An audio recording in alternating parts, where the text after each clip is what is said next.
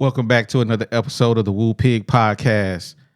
Today we're talking about why Keyon Menifield is not playing for the Hogs, and is Dan Enos really the answer?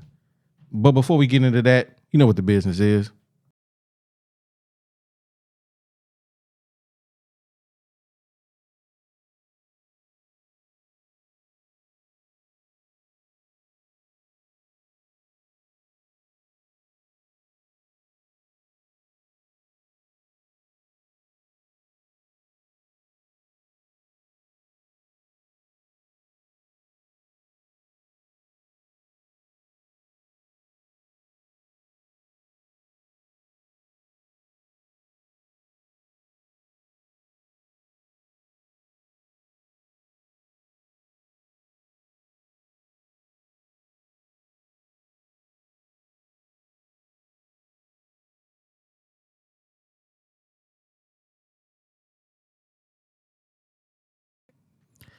Welcome back to another episode of the Woo Pig Podcast, where we're talking about everything Arkansas Razorback football and basketball every Monday and Friday at 8 a.m. I am your host, Oliver O.D., and you know who I got in the building. You got your boy G Holmes in the building, aka Big Sexy 501, baby. We in here. Oh my God. Yes, sir. Yes, sir. And you know we got our other co-host back with us again. Say what's up to him, baby. What's good with y'all, man? It's your boy, Woo Pig Deezy, back again. So tell a friend, man. We here. Let's talk about these hogs. Yes, sir. Yes, sir, man. Today, The bad little brother. What up with it, man? How everybody doing, man? Wang! Y'all good? man, we making it, man. We making it, Gravy, bro. man. Yeah. That's what's up, man. Man, some hog news that we got to talk about. Keyon Menifield said he not gonna be on the team. That he had some come up that we ain't never heard of. You gonna redshirt me, and I can't play for the whole year. So I don't even understand the designation that they gave him. What y'all think about what's going on with Keyon Menifield, boss? I smell something. I smell smoke. You know what I'm saying? I smell it. Because this is the first time I think you and I talked about it. And we've been around the, sports for a long time. That before the season starts, that a player gets redshirted without an injury and they pull his scholarship. So they guaranteeing that he will not play, and they're not gonna, he's not on scholarship for this year. So I don't really know, man. I don't really know what to say. I don't know what to feel like, but he's still on the team. And I think even though if you're redshirted, I think you can still participate in team activities. You just can't play. So I don't know, man. It's interesting. Once the smoke clear, we're gonna find out what really happened. Yeah, absolutely. I was really excited about Keyon Menifield, man. When I watched his highlights, the boy 6'1", 150 pounds. That boy's super little, but man, his game looks so good, man. Averaging 10 points a game, 3 assists, Pac-12, all freshmen. DZ, you want to talk about your?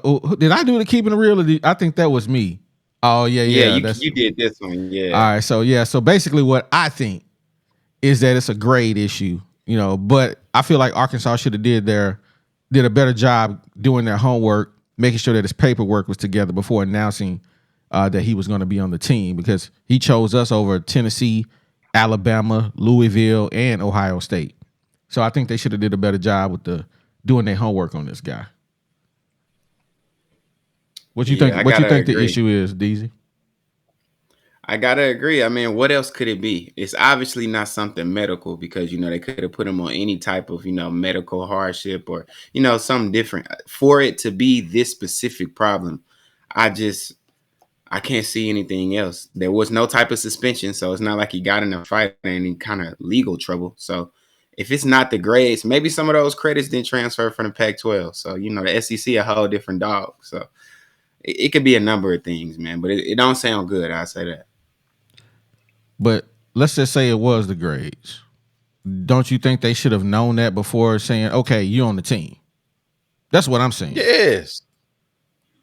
I mean, you have to, even though you're transferring, you have to, send your transcript. Right. They get all of that information because it has to be cleared through the athletic department, and that you're number one by NCAA rules. You're academically eligible to play. You know what I'm saying? You can't transfer unless you're academically eligible per the NCAA guidelines. All of that stuff has to be cleared, and that's pretty. Now that the portal's been popping, that's just a push of a button type of deal. Right. I agree with Definitely. that. So I don't know, man. I feel like the Hogs dropped the ball with this one. How do you guys see this affecting the backcourt? Because when you think about the Hogs in our point guard situation, we ain't really got a point guard on this team. I don't know. These guys are scoring guards. They're combo guards, and I'm sure they all can dribble. But sometimes you need that quarterback of the basketball team, the point guard, to get you into the right set, get you set up the right way. And when you got shooting guards, they like to score first. So the point guard is unselfish. He want to get everybody involved, and we ain't really got that since Anthony Black is not there anymore. Anthony Black didn't look to score first. He wanted to make sure everybody else ate. We don't have that unless Leighton Blocker is that guy. We don't know. We ain't seen him play yet. So what do you guys think about that? Little bro, I'm gonna let you take this one. Well, yeah. The guard situation is very weird. The thing about Musselman's teams are they look so different year to year. So I want to say, we need this or we need that, but you never know. I feel like Muss is gonna find a way to get this ball rolling. So in that aspect, I'm not too worried. But I will say, him doing this is troublesome. I'm with the portal. I'm really afraid when it comes to sitting in red shirting players because they could leave again. Like it's nothing stopping him from getting right back on that bus. So that's the only worry that I truly have as a fan. Yeah. G? I ain't really worried about him leaving. I mean, at this day and age, man, we love them and leave them. You know what I'm saying? You don't pay to keep them, you pay to make them leave. So I mean, the point guard position, although it is a critical position, we didn't really. I mean, AB was a good point guard per se, but he still wasn't a traditional, one. You can't, you know what I'm saying? He was really a hybrid because of his size, and so I mean, I don't know. I feel like one of those guys are going to have to step up. In any of your D1 programs, it's next man up. It's somebody that's going to be able to eat right now because this cat ain't going to be able to play. Somebody was like, ooh, when they heard that on the hill, they was like, yo, man, it might be your time to shine, freshman. You know what I'm saying? One of you other transfers that's coming in. It may be your time to shine to get on a team that you know is going to be on TV 2 times a week. Coming from these smaller conferences, you're going to be in a, be able to showcase. So I ain't really tripping. He gone, bye. I just had a thought come to my head. Go for it. What if he came to the hill, right? Must seen him, had a couple little practices and realized this dude even smaller than I thought. He ain't ready for SEC ball yet. Let's put a year on him. Let's put some weight on him, some muscle on him. It could be one of those situations. That's the best case scenario. I'm gonna shoot that down, and the reason why I'm gonna shoot it down, if you look at his highlights, the boy is a bucket. The boy gets points. I mean, and if you can drop 27, and granted, it's Pac-12 basketball, but Pac-12 basketball ain't no slouch. That's true. If he can drop 27 in the Pac-12 and ball out the way that he did, he can ball out in the SEC. He can ball out in the ACC. Yeah, he can ball. And being 150 in the NBA, he would probably be a liability. But a couple of years in the D League or here on the hill, man, he'll be all right. I mean, because What's the little skinny dude that messed up his knee? I can't think his name. Messed up his knee last year. What's his name? From Tennessee? No, he played for us. Tevin Brazil. Trevon Brazil. Yeah. He's skinny. Yeah, Brazil. He probably don't weigh about 180 pounds. Man, but that boy, he like 6'9", 6'10", though. Come on, man. Skinny is skinny. Ain't that what you say about my boy that went playing for the Spurs now? He 200 pounds. Olive oil skinny though. That's just yeah. That dude's 7'5", 160. Yeah. So I don't know, man. I think he'll be. I don't know, man. I ain't like I said. I ain't tripping. You know me, man. I ain't tripping when they throw the ball up in one of these classics, because they'll go out of town and you know what I'm saying, playing a few minutes before the season start. That's when we're gonna really start seeing the cream. And until then, man, it's just paperwork. That's all it is. It's just what it look like on paper. Who gonna play? Let's go. And Tevin Brazil weighs 200 pounds. 220, excuse me. So he is a little heavier than I thought. Oh yeah. So man, hey, so that's Keyon Menifield. He will not be playing on the Hill this year. We got an extra scholarship. I'm sure Muss is not gonna let it go to waste. He'll find something to do with it. Bet. You know, he might go find somebody under the bridge in Little Rock and see if they want the ball. You know how Muss do. He gonna find somebody. Bro, it's a shame, man. They done covered up all the under the bridge courts, man. Ain't no courts under the bridge anymore. Bro, nope. They gone, man. The one on the north side, man. They put the freeway over the top of it. I was almost in tears, man, when they was filling that joint up with dirt. I was like, man, there's some memories under that bridge. Hey, man. And then over there on 630, they done covered it up and stuff. And they be taking it out the hood, man. True story, man. I was under the bridge in North Little Rock. Me and Keith Lawrence under the bridge in North Little Rock playing. Former Hog came out there. Man, I can't think of his first name. Last name Kareem Reed. Kareem Reed comes out there, and Kareem Reed is on the other team, and I got to guard Kareem Reed. I remember this. Man, that dude came down court. He did something. He went one way, and my knees went the other way. Man, I sprayed my ankle. I didn't play for about a good month. My ankle was sprung so bad, man. Shout out to Kareem Reed for breaking my boy OD ankles, man. We ain't never forgot it. Hey, man, that boy got me, man. Shout out to Kareem Reed, man, because he got me on that play, man. Hey, legend says OD ain't touched the court since. Nah. He hung him up. I kept playing. It took me about a month to heal up, but it was severe, man. But it's a true story. I ain't gonna tell you no lie. He got me. He got me good, but I'm sure he got a lot of cats. You know what I'm saying? So I don't feel bad. Yeah, that was regular for him. Yeah, absolutely. So that's it with Keyon Menifield, man. Before we jump into our next segment, we're gonna get a word from my guy G Holmes. Yo, what's up, Woo Pig family? This your boy G Holmes in the building. Hey, man, I just want to thank everybody for tuning in to us, man, rocking with us. We appreciate everything that you guys are doing for us. Do me a huge favor, man. We're trying to break into this algorithm. I need you to like and subscribe. We did a little test, man, and only there's 65% of the people that are watching our videos that aren't subscribed. Man, just if you watching it, man, just hit the subscribe button, man, and help us out. We appreciate everything you guys are doing, and go Hogs. Absolutely, 100%. If you ain't subscribed to us and you like what we doing, if we bringing value to you, we make you laugh, hit the subscribe button for us one time. We ain't gonna hurt you. It's free. Absolutely. It ain't cost you a dime, man. Help your boy out. Yeah. So, man, we gonna jump into this next guy. We gonna talk about Dan Enos. We're gonna talk about some football real quick. Dan Enos back on the hill, man.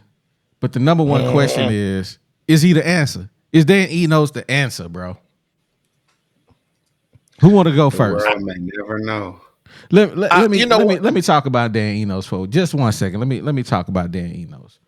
Dan Enos was at Central Michigan for several years. He went 26-36. He resigned because they was about to run him out of town, and he came to Arkansas to be the offensive coordinator for the softest coach I've ever seen in my life, Brett Bielema.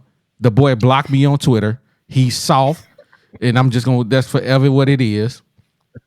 So he came to the Hill, and the Hogs went 19-19, 4-8 in that last season. They got ran up out of town. He got fired at lunch. They changed the lock on him. He went to Michigan. He worked for 6 weeks. He decided he didn't want to be in Michigan. He left and went to Alabama as the quarterbacks coach. They went 13-0. He's a quarterbacks coach. I don't know what they do as a quarterback coach, but we're going to say he ain't do too much of nothing. Then he goes to be the offensive coordinator. I'm sorry, they went 13-0. I don't know if I said that. He went to Miami. He as the OC. They go 6-7. He's fired after the first season. Then he goes to Maryland, the Terrapins, where they had a record-setting offense, but it didn't translate into very many wins in the 2 years he was there. They went 15-11. That's a winning formula. Now, DZ, you had an interesting keeping it real section, man. I want you to touch on that real quick. Yeah, man. So, Dan Enos, dog. First off, we gotta really think about who this man is and what this man has done. You know, he gets a lot of credit for some of the big names that he's worked with, you know, whether it be Jalen Hurts, Tua, you know, during his little Alabama stint. And I'm going to just say this. Can you give him that credit? Just as Arkansas fans, I think we all need to just take a second and think. Was Jalen Hurts going to be Jalen Hurts with Dan Enos or without Dan Enos? I think it was going to be that regardless. But I don't know. That's neither here nor there. Looking at his numbers, I was looking at his stats, and I'm gonna just go by his most recent stats, just at Maryland. I was looking at, you know, how good his offense is ranked, and they were never. His passing game was decent, but his rushing game was not. And as we know in the SEC, if you don't run the ball, man, you're not gonna survive. So,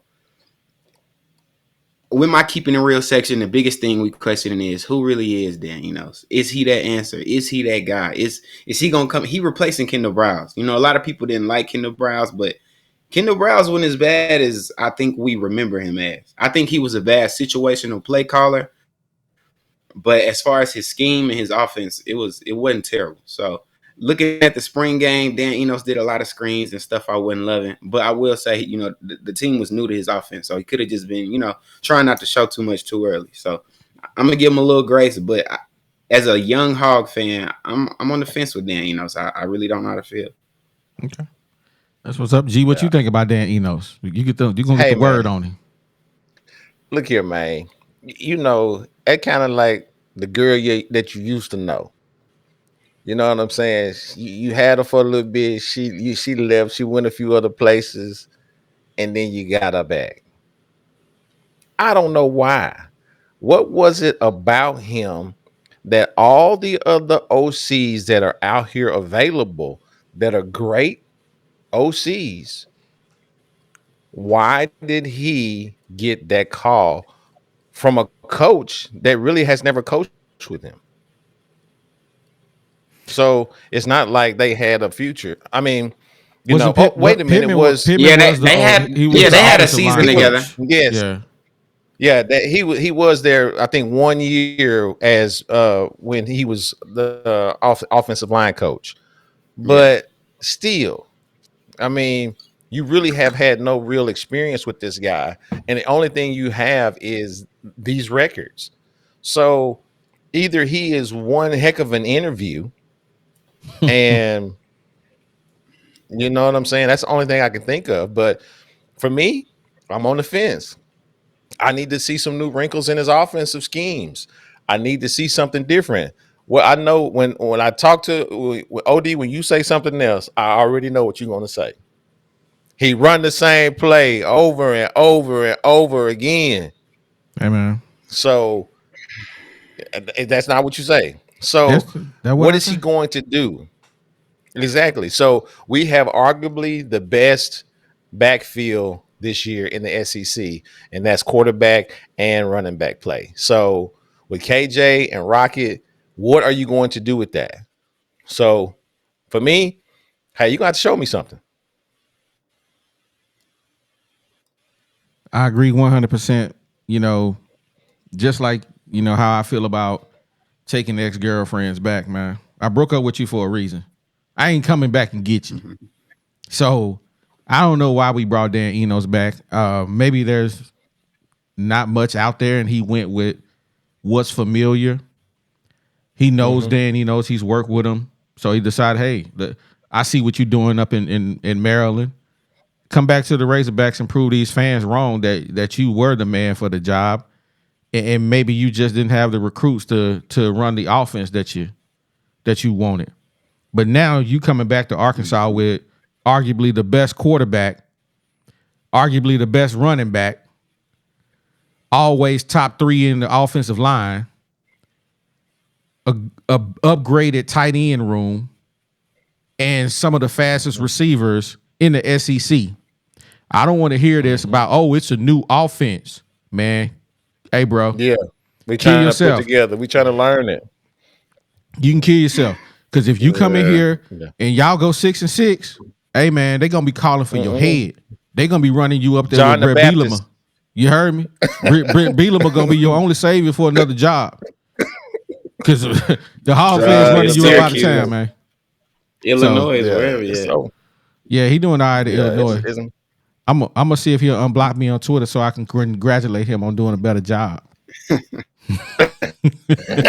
Trick, Brett, don't do it. He ain't forgot. He's still mad. Well, Brett Bielema, I hope he watching my Twitter because I swear he done blocked your boy, man. I hope this gets to Brett Bielema, you soft, big 400-pound buster. That boy out here blocking a nobody with a camera and a computer on YouTube. I mean, come on, fam. How you gonna block somebody? Yeah, man, you hit his nerve right there, bro.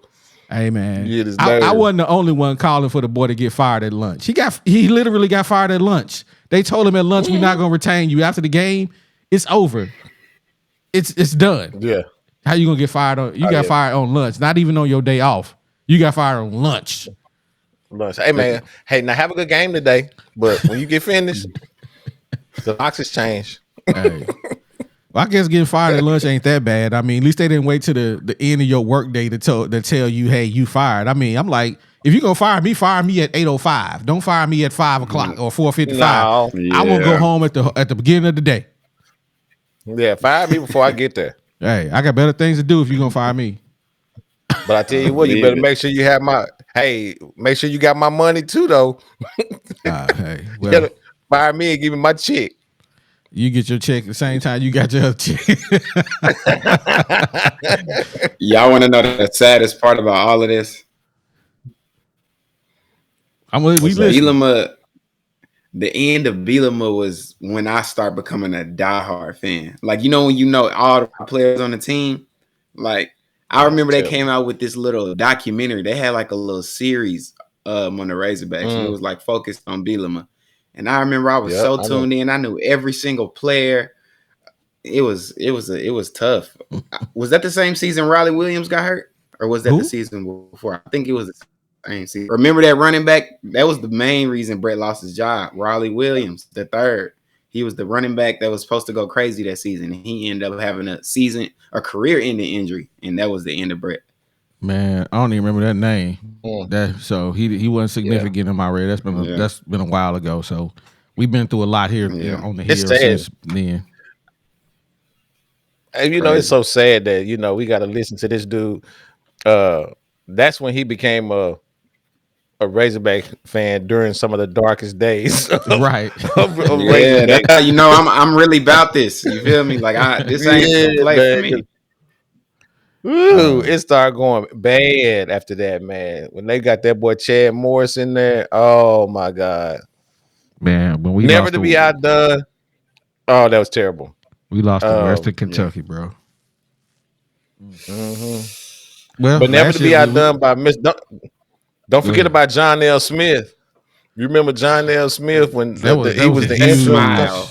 huge The letdown right there. smile. That That was a smile. debacle. Yeah. Boy, that was like, man. Ooh wee. God, that rat. Yeah, Johnny L. Yeah. Smith, man, he had a squad and he I mean, ain't he was terrible. he ain't did nothing since, has he? I think he just Hey quit. man, hey, that dude left the state. He can't come back to Arkansas. I guarantee he don't live here anymore. Yeah, I'm sure he don't. If he do, he probably live in Holly Grove or something. Where they about 15 people up in this joint. Hey, I got a question for y'all. I right, got a go for big. it. A matter of fact, I want to know y'all's prediction between this question. Who do y'all think, as an offensive coordinator, will have a better year? Bobby Petrino at Texas A&M or Dan Enos here at Arkansas? Hey man, don't ask OD them type of questions. Hey man, that's Hey, you see me high don't ask. behind That's a my big mic, one. man. You see me high behind Hey my man, mic.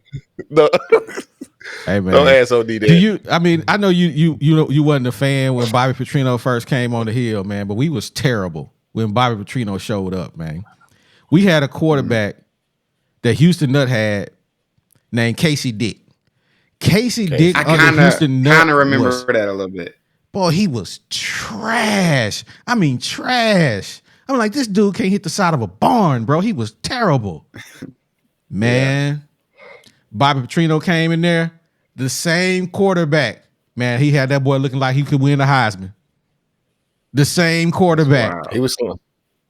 Casey Dick The was legend slanging that. began. He was slanging that thing. No pun intended. he was He was slanging that thing. he was slanging that thing, dog. Yeah. Hey, Casey Dick was looking like the man, and I'm telling you, man, Bobby Petrino, bro. When we play Texas A&M, man, I'm gonna be hiding under the couch. I'm gonna be looking over the couch like this because I know man. Bobby Petrino gonna run it up on us, dog. I hope that Bobby I hope, Petrino, he got a bone to pick. I mean, he's had a bone to pick since he left. yeah. Our only savior is the defensive coordinator, man. I hope he get them dogs going because that's the only way we got a chance, man. Only way. Hey man, I got belief in Travis, man. Don't let me down, T. Williams. Hey. I'm watching. So I mean, I really can't answer that question, man. I would hope that Dan Enos has a better season than Bobby Petrino. Or I don't even care if we have a better season. I just hope we beat them. So, in that aspect of it, come on, Enos. I'm pulling for you, baby. We 11-1, man. Hey, I'm gonna be pulling for him. I hope he do his thing, man. And I'm predicting Rocket Sanders to have a great year, man. Because Me too. I just think that they'll be all right, especially with that pro set. I hope he don't have my boy KJ back there throwing a whole bunch of screens. So he got a little bit of a learning curve. So we'll see what comes up, man. I'm looking forward to watching these Hogs, man. Well, man, that is gonna do it for this episode of the Woo Pig Podcast. Remember to catch up with us every Monday and Friday at 8 a.m. for a new video. And before we get out of here, we got to get a word from G Holmes. You got anything else you want to add to him, baby? Yo, I said what I said, and we out. Oh my God.